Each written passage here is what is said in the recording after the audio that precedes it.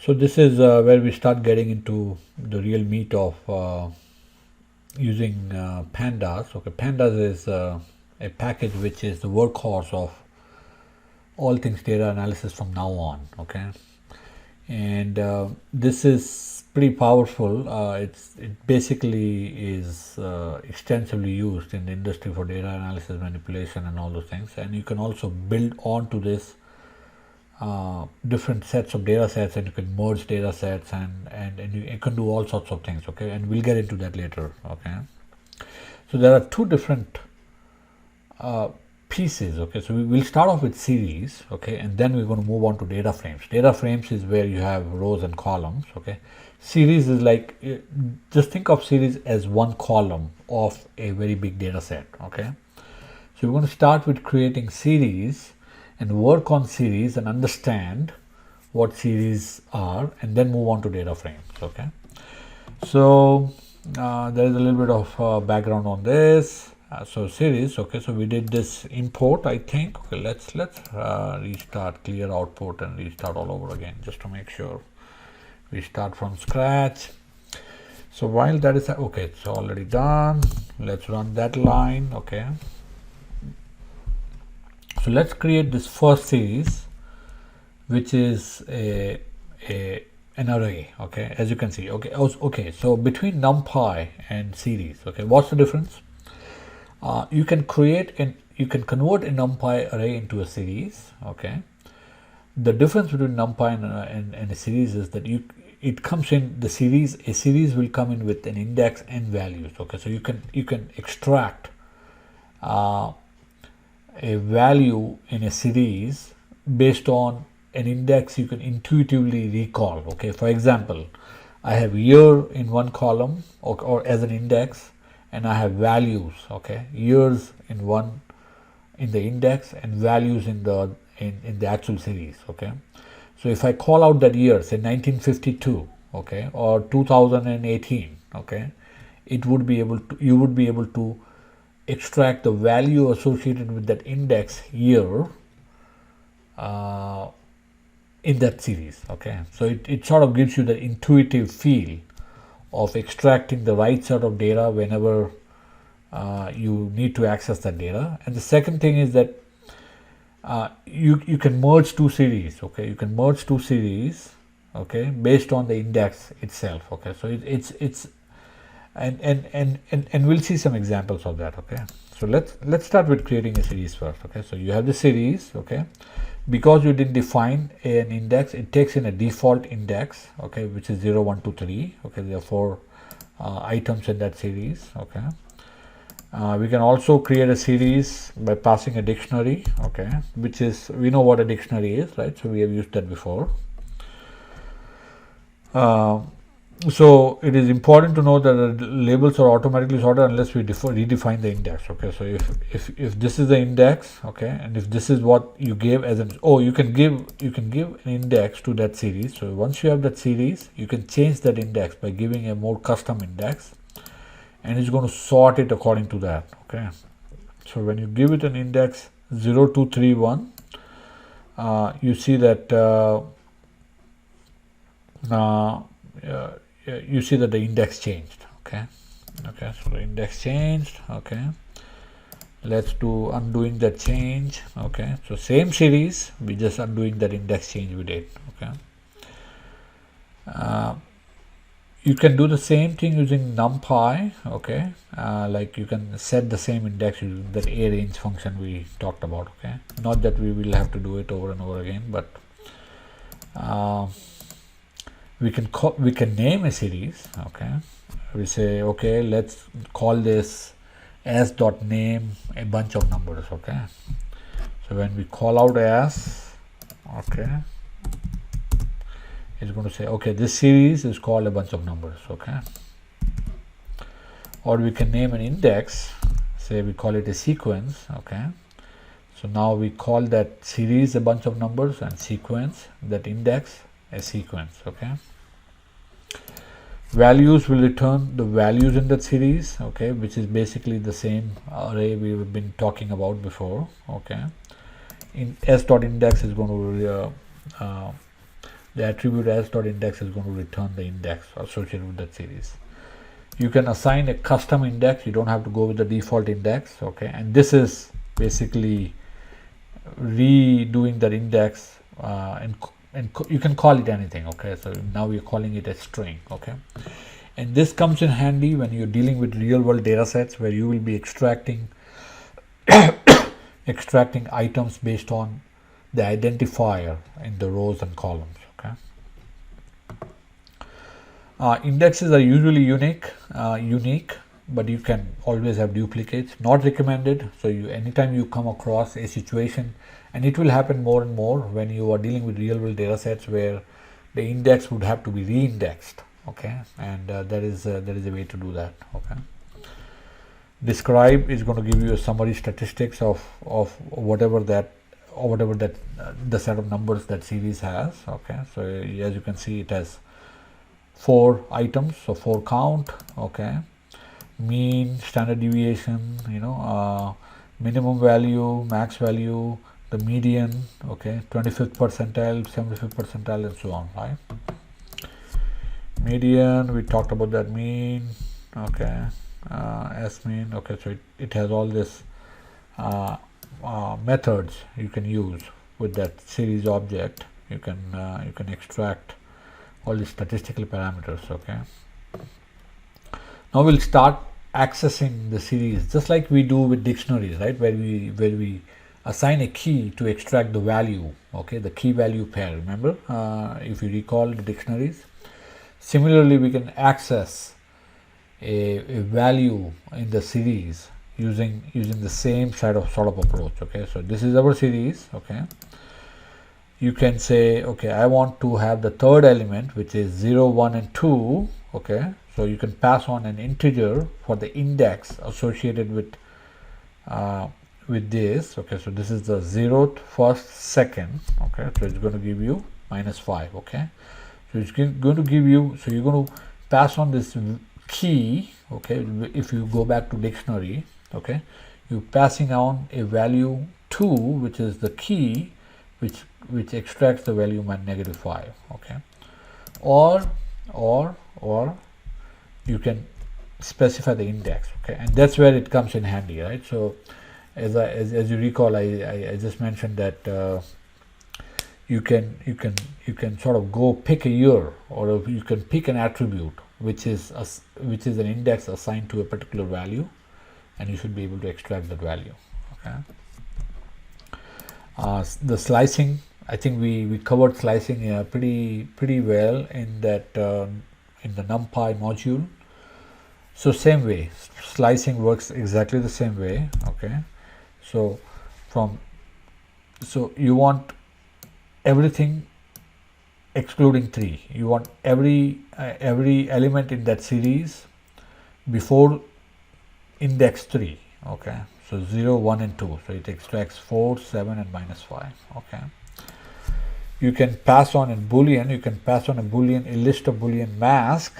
Okay, and it's going to extract the values which are associated with true. Okay, so it is going to extract 4 and 3. Okay,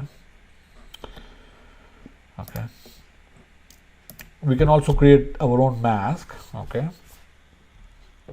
so let's say we create another series. Okay, we create another series, and I think this is where we talked about where you can actually you can merge 2 series. Okay, so we're going to merge these 2 series.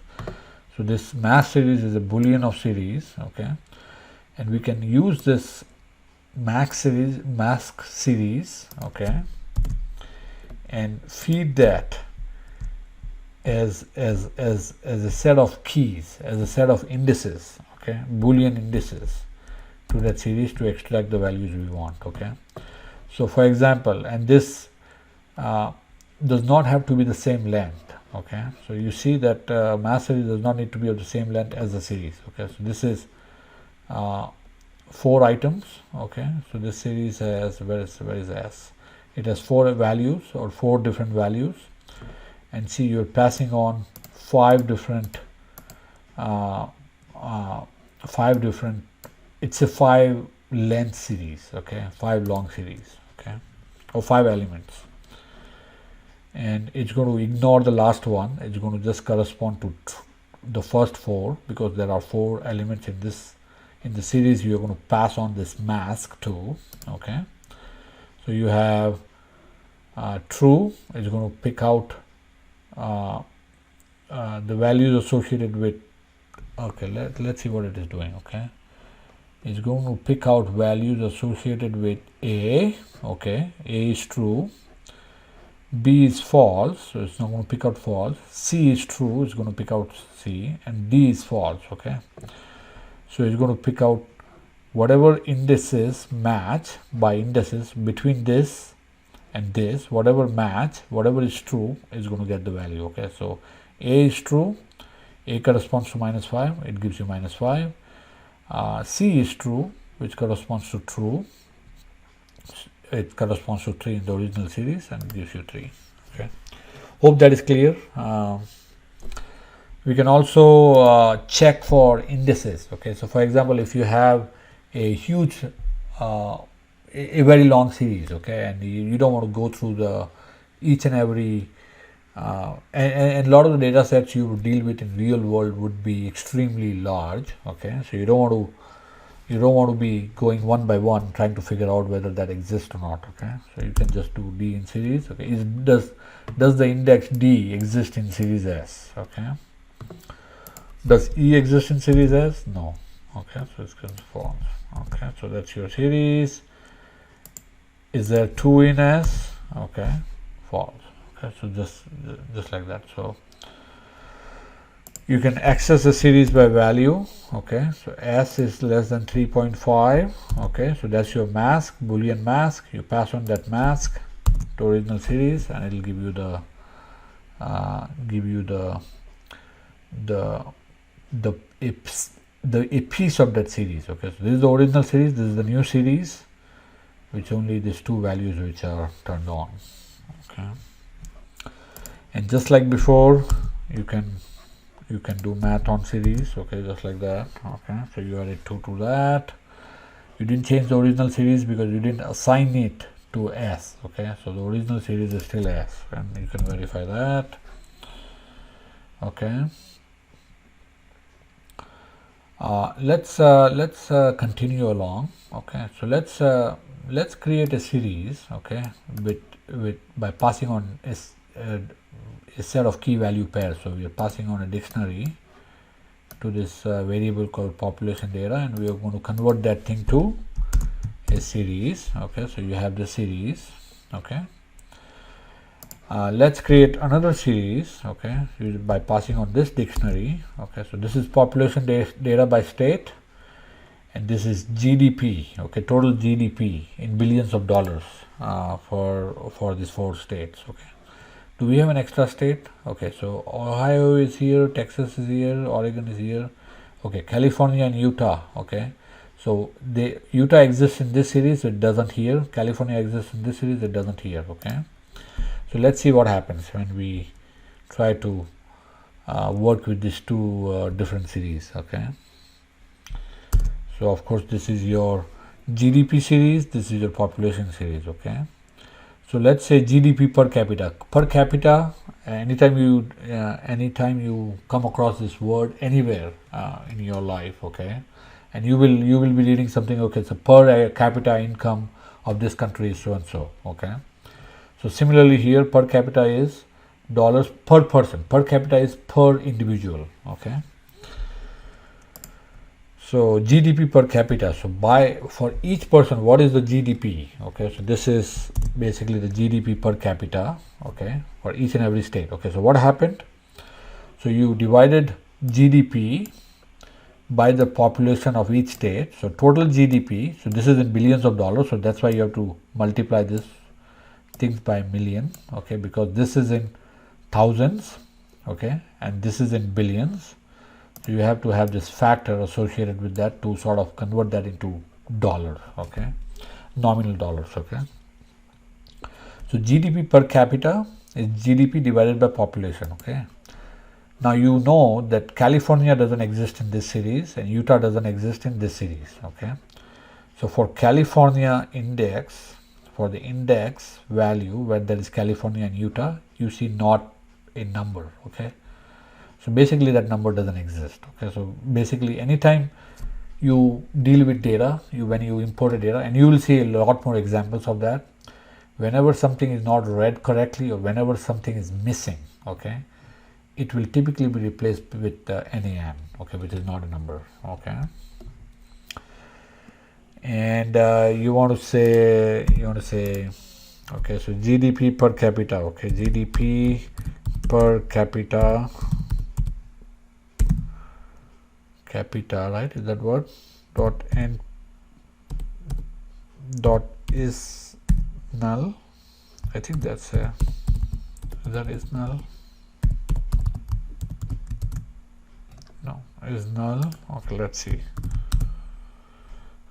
GDP dot capita, GDP per capita. Oops, we are not reading that right. Okay, maybe it's null.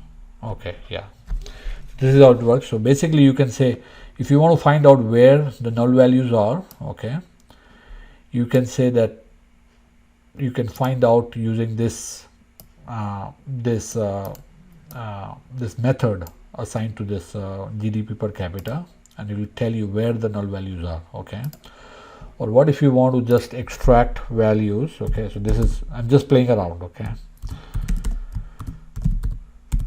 you want to extract values, you want to pass on this boolean. Okay, this doesn't help. Okay, so basically say not is null, I want to say not null. Okay, wherever there is not null values, I want to extract that part of the series, and it does that. Okay, so this is a little bit of sidetrack. Okay, so this is, so you'll use this sort of feature also when you want to identify a set of rows which doesn't have null values and so and so. Okay, so let me just put this. Okay, to extract values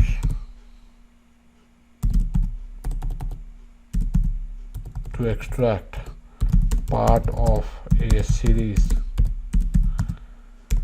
that does not have. Okay, so I think I want to retain this as part of the notes. Okay, some more series methods. You can of course get the head. Okay, so if you don't want, so header. Okay, so basically this, so whenever you are dealing with a very big table and you want to see what the top half, or at least the first, you want to get a feel of what the table looks like, you would pass on this method called head. Okay, it will pass on that method. It will give you the first 5 rows or 4 rows or whatever it is. Okay, you want to just look at two rows of that series, you can just pass on an argument called 2 to that thing.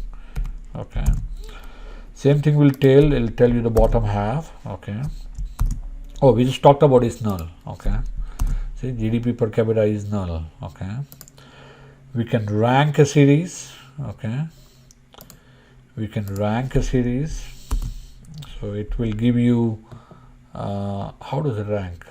Ranks each entry based on the value. Okay, so what's the value? GDP per capita. Okay, so this one is higher, or this one is the lowest, the next highest, and then the highest. Okay, so it gives you the values based on that. Okay, so it say, okay, I want to rank these values based on least to highest. Is that, say, ascending?